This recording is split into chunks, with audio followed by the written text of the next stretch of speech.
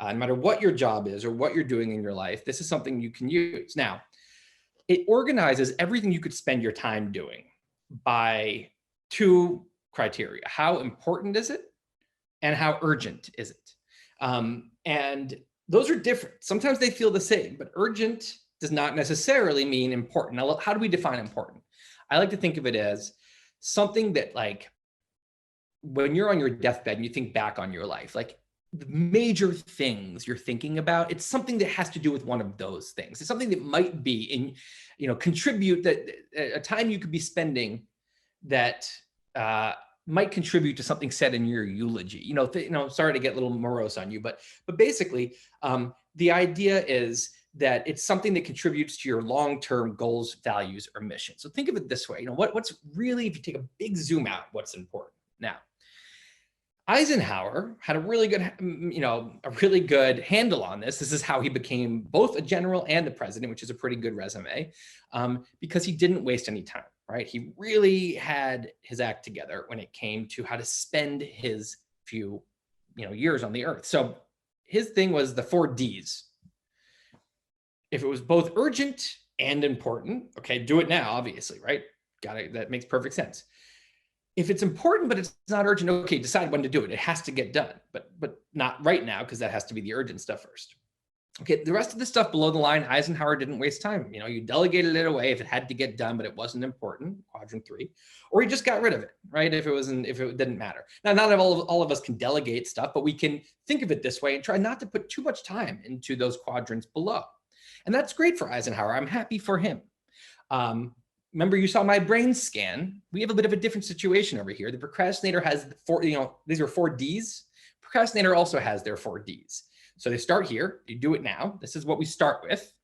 That's the most important thing to get to for us, is the stuff that's not important or urgent. That's when you're scrolling around social media or whatever.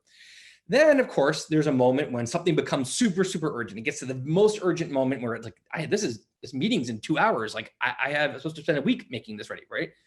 So now what you do it when the panic monster freaks out, whether it's important or not, when there's something that has to get done, then you do it.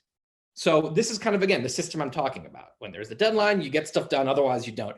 That's fine. Except what about all the important things in life that there's no deadline on?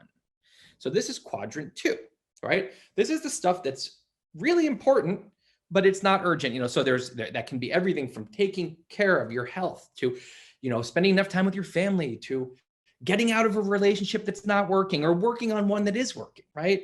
Or stuff at work, of course. So we talk about, I bet a lot of times we drive our work habits by what is urgent, what has a deadline, what's the next meeting I have to prep for? What's the next, what's my assignment, and when did I say I was going to be done with it, right? And so that's a bunch of stuff that might be quadrant 1, but there's all kinds of stuff that falls into our professional life that I would put into quadrant 2, the stuff that's important, but it's not urgent, right? So you've got, for example, taking a big step back and having a meeting about how are we doing stuff around here? How are our teams getting things done? And why? And where did these systems come up with? Are they from 20 years ago? Like, should we readjust? Should we think about this? How about you personally? How do I work? Could I be more efficient? Maybe I could take a class at night or read a book that could help me become better at my job, right? And big picture things that help you actually improve both individually, or help the team actually innovate and become, made for 2021, not for 2002 or 1992 or whenever some of these systems were often made. Maybe, I know you have to, one of the challenges for you in your professions is getting people at, on the faculty to actually use the systems that can be so good. Well, are you using the same old kind of strategies to get them to do that? Maybe you could take a big step back and think, okay, how can we be doing better here? We call it reasoning from first principles, kind of, shedding all the things you think about your work or what you're supposed to be doing, and just pausing and saying, what actually makes sense here? This is the kind of stuff that can make a career soar if you're doing the quadrant 2 kind of work. If you skip it and you're just doing the stuff that's urgent, or the stuff that's has deadlines on it, you often don't take any time for this. So I think quadrant 2 is like so important. And if you think about it, the procrastinator has a plan, which is they delegate it to their future self. Now, here's where I want to say that it's not necessarily just people like me who have a problem here. It's a lot of times it's easy to laugh at the hardcore procrastinators like me. And yes, we're very silly. And I'm sure you know some people, maybe you are one, but there's a good chance you're not. And that you kind of at some point grew up, good for you, and you actually do stuff at a reasonable pace.